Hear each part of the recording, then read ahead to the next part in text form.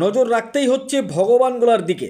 তৃণমূল কংগ্রেসের প্রার্থী ডিক্লিয়ার হওয়ায় খুশির জোয়ারে ভাসছে ছাত্র যুব থেকে শুরু করে বয়স্ক, বৃদ্ধ, মধ্যবয়স্ক সকলেই।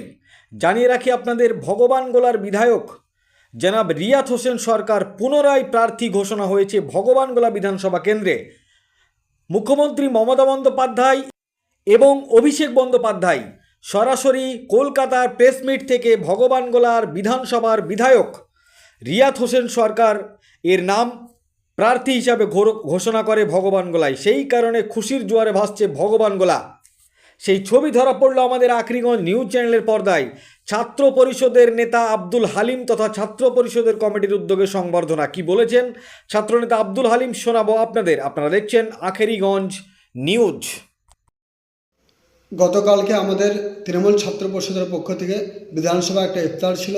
সে ইফতারের মজলিসে আমরা বলেছিলাম যে আমাদের ভগবানগোলার জনপ্রিয় বিধায়ক রিয়াত হোসেন সরকার যদি আবারও দ্বিতীয়বারের জন্য ভগবানগোলার দায়িত্ব পায় তাহলে আমরা অনেক আনন্দ এবং উৎসাহিত হব। তাই আজকে বৈকাল নাগাদ অল ইন্ডিয়া তৃণমূল কংগ্রেস পেজে মাননীয় মুখ্যমন্ত্রী মমতা বন্দ্যোপাধ্যায় তার প্রার্থী ঘোষণা করেছেন। সেই প্রার্থীতে আমাদের ভগবানগোলার বিধানসভায় রিয়াত হোসেন সরকারকে পুনরায় দায়িত্ব দিয়েছে। আমরা অনেক আনন্দ এবং উৎসাহিত। আমরা একটু আগে এক্ষুনি আমরা তাকে মিষ্টিমুখ এবং ফুল দিয়ে শুভেচ্ছা জানালাম।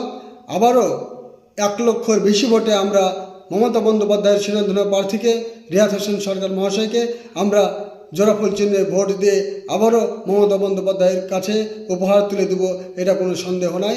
আপনারা সকলেই দলমত নির্বিশেষে মমতা বন্দ্যোপাধ্যায়ের পাশে থাকুন, রিয়াত হোসেন সরকারের পাশে থাকুন। আগামী 5 বছর রিয়াত হোসেন সরকার ভগবানগোলায় আরও উন্নয়নমূলক কাজ করবে।